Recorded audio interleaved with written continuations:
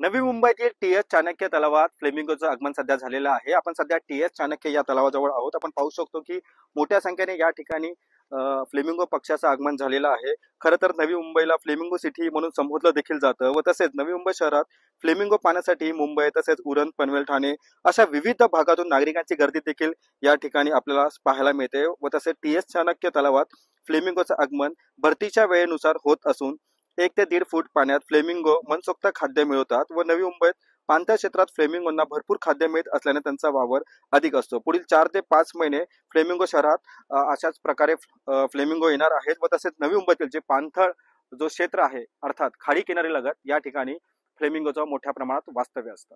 Camera person Rajendra सह मी रवी Kharat, TV9 Marathi, Navi Mumbai.